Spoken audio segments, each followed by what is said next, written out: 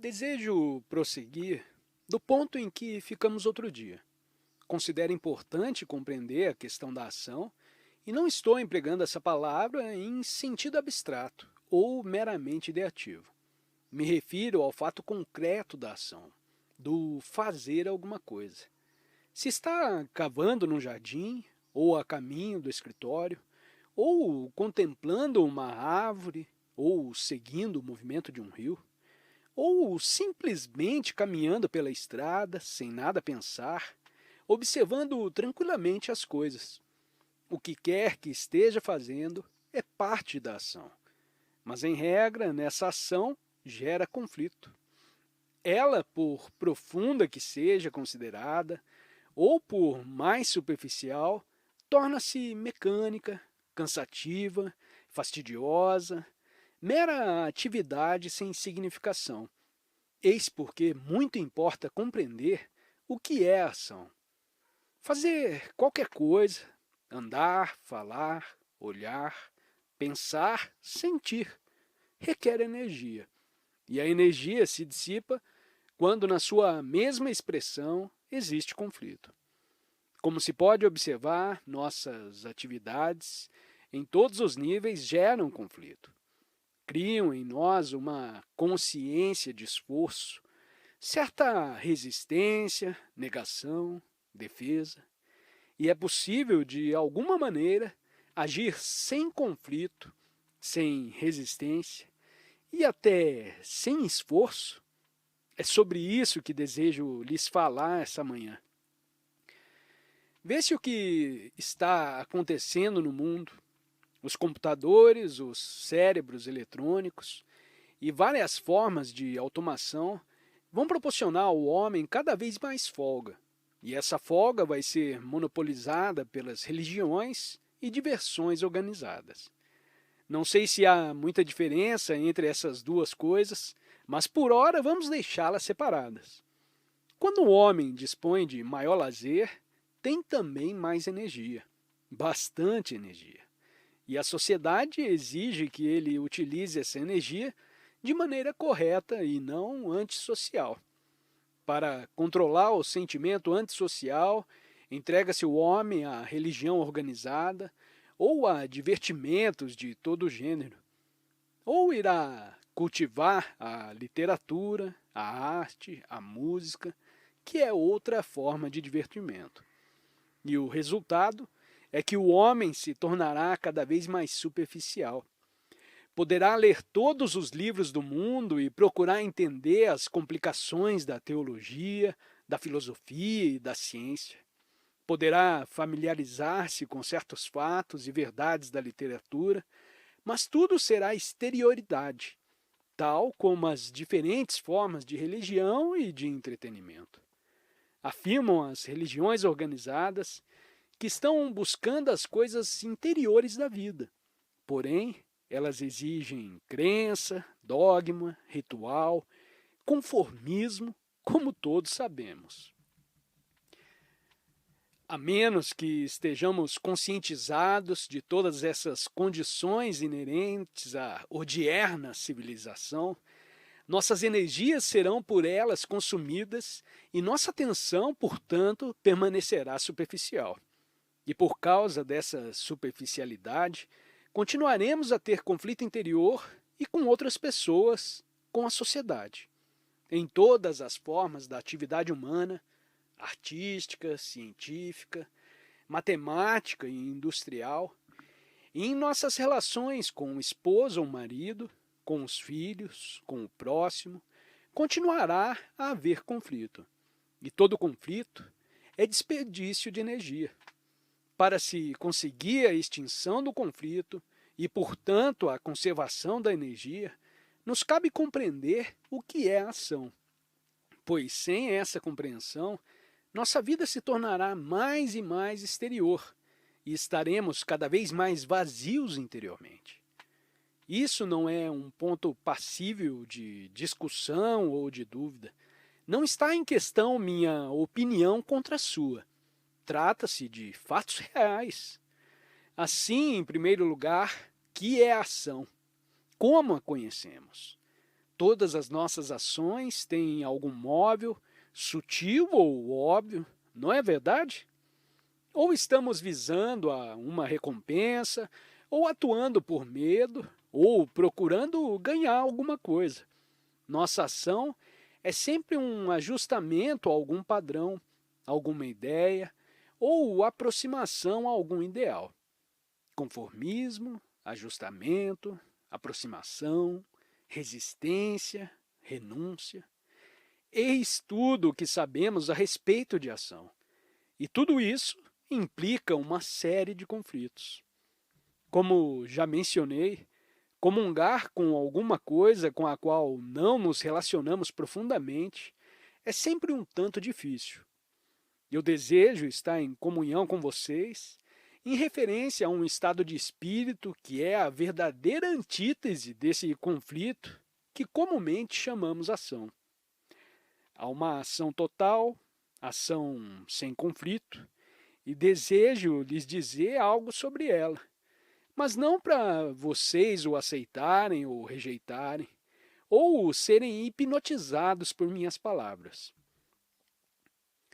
Uma das coisas mais difíceis, quando um homem está sentado num estrado a falar e outros escutando, se de fato o escutam, é estabelecer a relação correta entre o ouvinte e o orador. Aqui não está para ser mesmerizados com uma série de palavras e tampouco de nenhuma forma desejo lhes influenciar. Não estou fazendo propaganda de uma ideia e nem é minha intenção lhes instruir. Como várias vezes tenho frisado, não há instrutor nem discípulo. Há só um estado de aprender. E vocês e eu, nenhuma possibilidade temos de aprender se esperamos ser instruídos, ser informados sobre o que devemos fazer. Não nos interessam opiniões. Eu não tenho opiniões. O que estou tentando é apenas expor certos fatos e vocês podem olhá-los, examiná-los por vocês mesmos ou deixar de fazê-lo. Isso significa que vocês e eu temos de estabelecer a relação correta, de modo que haja não apenas uma comunhão intelectual, mas a percepção total de um fato que ambos examinamos. Não estamos em comunhão um com o outro, porém antes em comunhão com o fato. E, portanto, o fato se torna mais importante do que você e eu. Só o fato e o percebê-lo mutuamente criará o ambiente ou o clima adequado que não pode deixar de influir profundamente em nós. Assim, eu acho que o escutar uma coisa, aquela corrente ou o sussurro das árvores, ou nossos próprios pensamentos e sentimentos, se torna de forma importante quando estamos considerando o fato em si, e não uma ideia ou opinião sobre ele. Todos sabemos que nossa ação gera conflito. Toda ação, baseada em ideia, conceito, fórmula, ou visante a um ideal, deve inevitavelmente gerar conflito. Isso é óbvio. Se atuo em conformidade com uma fórmula, um padrão, um conceito, estou sempre dividido entre o fato, o que sou, e o que penso que deveria fazer a esse respeito. Assim, não há ação completa. Há sempre aproximação a uma ideia ou ideal, e, portanto, o conflito é inerente a toda ação que conhecemos, e é um desperdício de energia, um fator de deterioração mental. Observe o estado e a atividade de sua mente e verá que isso é verdadeiro. Pergunto agora a mim mesmo: existe ação sem ideia e, consequentemente, sem conflito? Ou, por outras palavras, deve a ação sempre gerar esforço, luta e conflito? Por exemplo, eu estou falando e isso é uma forma de ação. Por certo, nessa ação só há conflito se estou tentando me impor, procurando me tornar importante, procurando te convencer. Assim, é de suma relevância descobrir, cada um por si, se há possibilidade de viver e fazer coisas sem o mais leve conflito. Isso é, se pode haver uma ação em que a mente permaneça intacta, livre de deterioração, de qualquer forma de distorção. E não pode deixar de haver distorção se a mente, de alguma maneira, está sendo influenciada ou envolvida em conflito, que é desperdício de energia. Descobrir o que ocorre verdadeiramente é, para mim, de real interesse. E também para vocês devem ser. Porque o que estamos tentando é averiguar se podemos viver sem sofrimento, sem medo, sem desespero, sem nenhuma forma de atividade que mentalmente nos deteriora. Se é possível que nos aconteça, então. O que acontece à pessoa que não é influenciada pela sociedade, que não teme, que não é ávida, invejosa, ambiciosa e desejosa de poder? Para averiguar, precisamos começar por conscientizar-nos do atual estado de nossa mente, cheia de conflitos, aflições, frustrações, perversões e desespero. Temos de estar plenamente conscientes e assim acumular energia. E essa própria acumulação de energia é a ação que purificará a mente de todas as inutilidades que o homem veio amontoando no curso dos séculos. A ação em si não nos interessa. Nós queremos averiguar se existe uma ação que não gere contradição em nenhuma forma. Como vimos, as ideias, os conceitos, as fórmulas, os padrões, os métodos, dogmas, ideais, são os criadores das ações contraditórias. E é possível viver sem a ideia. Isso é, sem nenhum padrão, nenhum ideal, nenhum conceito ou crença. Muito importa que nós mesmos o descobramos, pois facilmente se pode ver que o amor não é uma ideia, um padrão e um conceito. Em geral, temos um conceito do que é o amor, mas esse conceito, evidentemente, não é o próprio amor.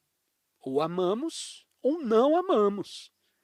É possível uma pessoa viver nesse mundo e ir para o escritório todos os dias, cozinhar, lavar pratos, dirigir seu carro e executar todas as outras ações da vida cotidiana, que no presente se tornaram máquinas e causadoras de conflito.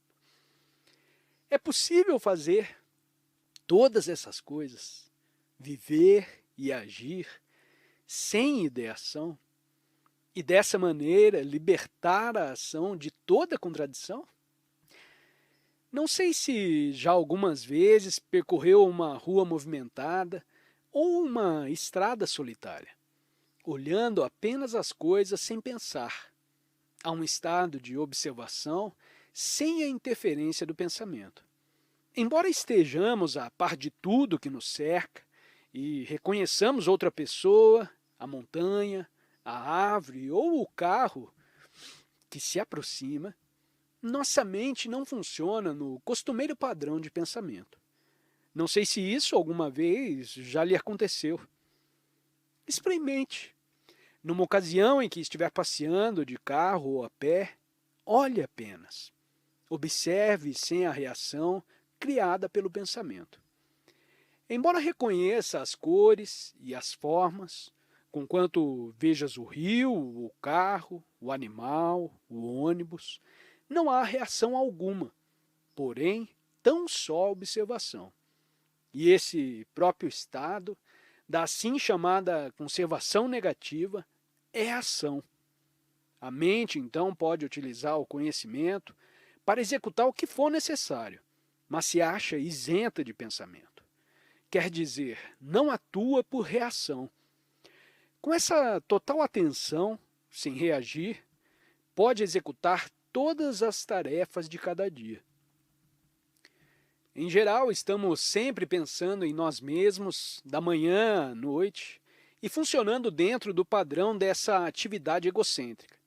Toda atividade dessa ordem, que é apenas reação, leva inevitavelmente a várias formas de conflito e deterioração. Mas é inevitavelmente possível não funcionar dentro desse padrão e, todavia, viver nesse mundo. Não quero dizer viver sozinho numa caverna, entre as montanhas ou coisa semelhante. Pode-se viver nesse mundo e funcionar como um ente humano total pela ação desse estado de vazio. Se não interpreta erroneamente o uso que estou fazendo dessa palavra, pintando ou escrevendo poesia, ou caminhando para o escritório ou falando, pode conservar sempre um espaço vazio interiormente e, pela ação desse espaço, trabalhar? Porque quando existe espaço vazio, a ação não gera contradição. Isso é uma coisa que muito importa descobrir e você mesmo é que tem de descobrir. Por enquanto, ela não pode ser ensinada ou explicada. Para descobrir, deve primeiramente compreender que toda ação egocêntrica gera conflito e, a seguir, se interrogar se a mente pode, em algum momento, contentar-se com tal ação. Ela poderá satisfazer-se momentaneamente. Mas ao perceber que em toda ação dessa natureza é inevitável o conflito, passa a averiguar se existe outra espécie de ação não conducente a conflito. E então, inevitavelmente, descobrirá que ela existe. Surge assim a questão: por que é que estamos sempre à procura de satisfação? Em todas as nossas relações e em tudo o que fazemos, existe sempre o desejo de preenchimento, a busca de prazer e o desejo de conservar esse estado de prazer. O que chamamos descontentamento só se apresenta quando as coisas não nos satisfazem. E esse descontentamento só serve para gerar outra série de reações.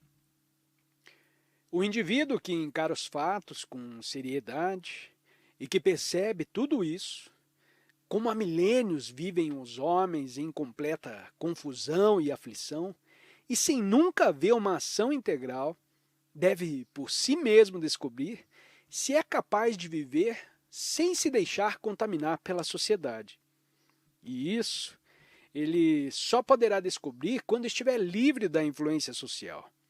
Me refiro a um estado livre da estrutura psicológica da sociedade, constituída de avidez, inveja, ambição e desejo de importância pessoal.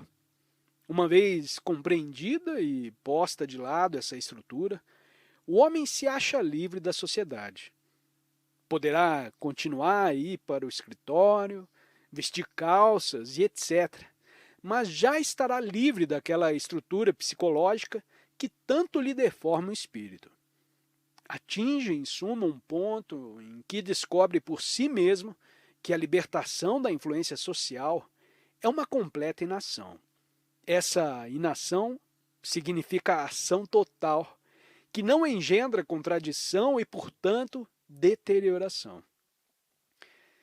Já que o que desejava dizer nessa manhã, e agora talvez possamos discuti-lo, ou podem fazer perguntas sobre o que foi dito. Pergunta: podemos conservar nossos empregos e trabalhar sem competição? Resposta: não podemos, senhor. Você pode frequentar o escritório e conservar o seu emprego sem competir? Não me cabe dizer se pode ou não pode, ou o que deve trabalhar sem competir. Mas só você pode ver os efeitos do espírito de competição. Ele gera antagonismos, medo, um cruel empenho em alcançar suas pretensões, espirituais ou mundanas. Veja tudo isso e pergunte a você mesmo se é possível viver nesse mundo sem competir. Isso significa viver sem comparar. Significa fazer o que realmente gosta de fazer. o que sobremodo te interessa, ou se vê preso a um emprego de que não gosta por ter responsabilidades. Significa que deve descobrir como exercer esse emprego eficientemente sem competir. E isso requer muita atenção, não acha? Tem de estar sumamente vigilante para cada pensamento, cada sentimento que em você se manifesta, porque do contrário estará meramente impondo a você mesmo a ideia de que não deve competir, o que se torna mais um problema. Mas pode tornar conhecimento de tudo o que a competição implica, perceber seu verdadeiro significado e como gera conflito e luta incessante. Compreende que a competição inevitavelmente conduz o homem, ainda que se verifique considerável progresso, o que se costuma chamar progresso e maior eficiência na competição, ao antagonismo, à falta de afeição. Se perceber tudo isso, então, como resultado dessa percepção, atuará, competindo ou não competindo, plenamente. Interrogante. Não creio que uma ação que se repete seja necessariamente fastidiosa. Resposta.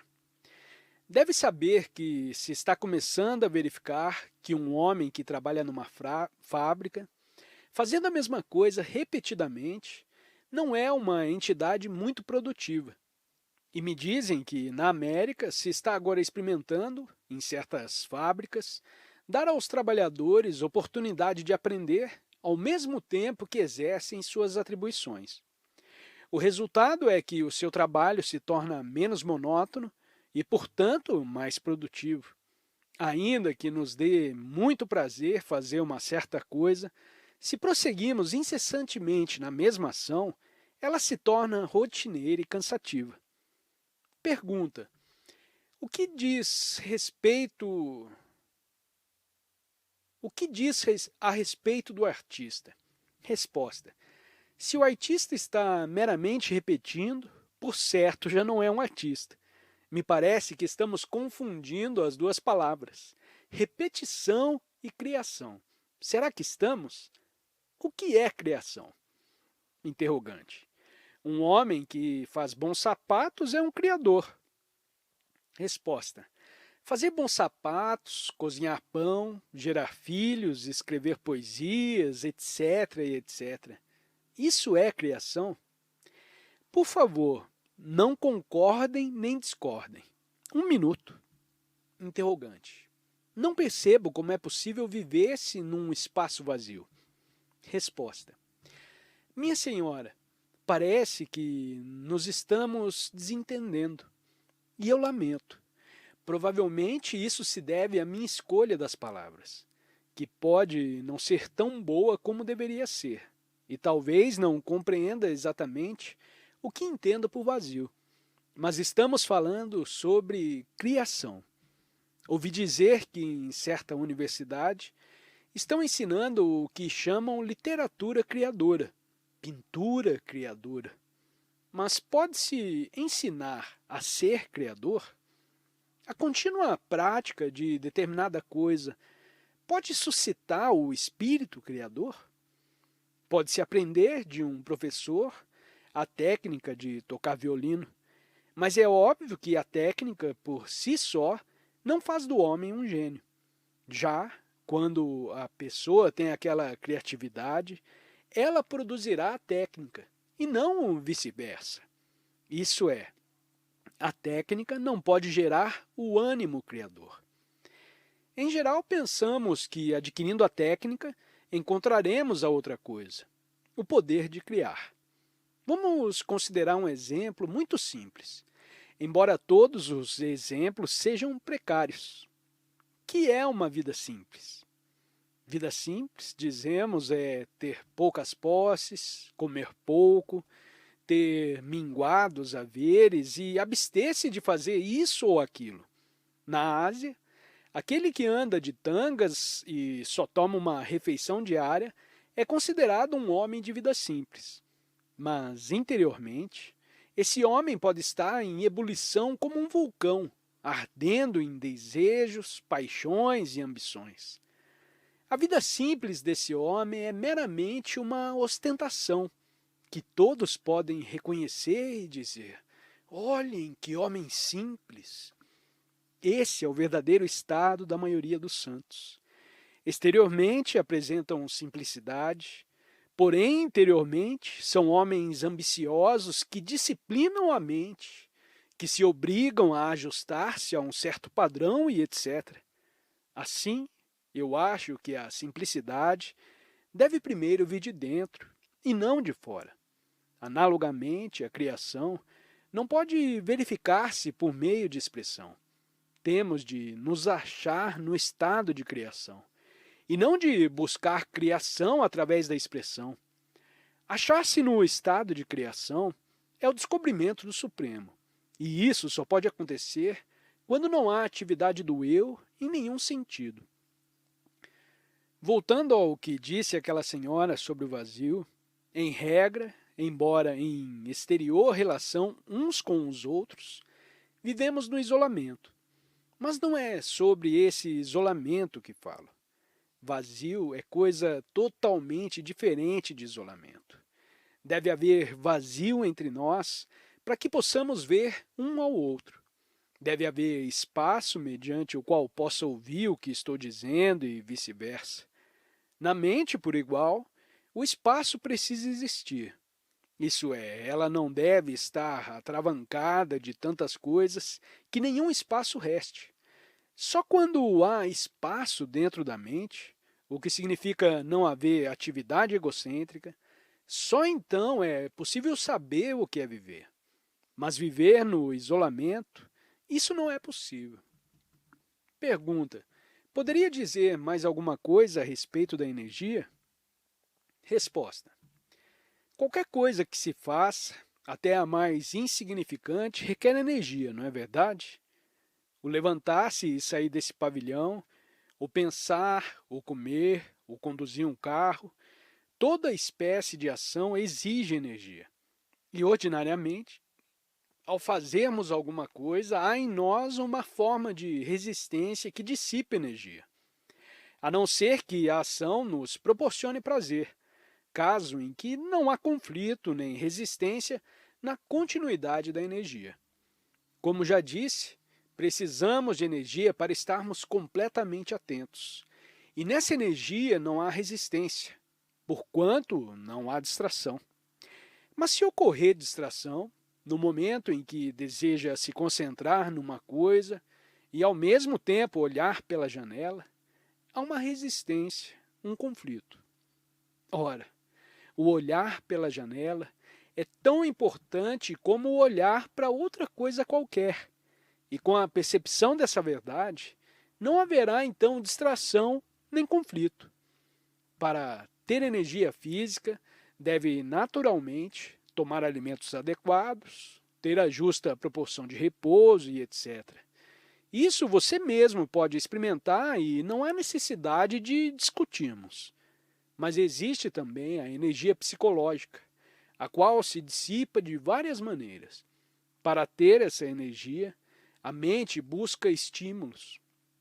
Frequentar a igreja, assistir a partidas de futebol, entregar-se à literatura, ouvir música e etc. Todas essas coisas te estimulam. E se o que deseja é ser estimulado, isso significa que psicologicamente é dependente. A busca de estímulo implica dependência de alguma coisa, de uma bebida, uma droga, um orador, ou de entrar numa igreja. E, por certo, o depender de estímulo não apenas embota a mente, mas também ocasiona a dissipação da energia. Assim, para conservarmos nossa energia, deve desaparecer toda espécie de dependência ou de estímulo. E para desaparecer a dependência, precisamos nos conscientizar dela. Se para ter estímulo a pessoa depende de sua mulher ou de seu marido, de um livro, de seu cargo, de ir aos cinemas, qualquer que seja um incentivo, deve em primeiro lugar perceber isso, o aceitar simplesmente os estímulos e com eles viver, dissipa energia e deteriora a mente. Mas nos cientificando dos estímulos e do significado que tem em nossa vida, poderemos nos livrar deles, pelo autopercebimento, que não é autocondenação, e etc. Porém, estar simplesmente cônscio, sem escolha de si próprio, pode o homem conhecer todas as formas de influência, todas as formas de dependência, todas as fórmulas de estímulo. E esse próprio movimento da ação de aprender lhe dá a energia necessária para libertar-se de todas as dependências e de todos os estímulos.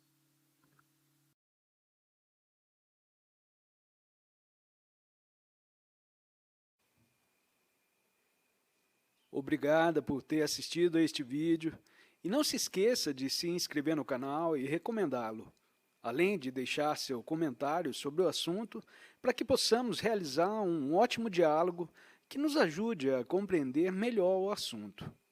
Tenha um ótimo dia e até o próximo vídeo.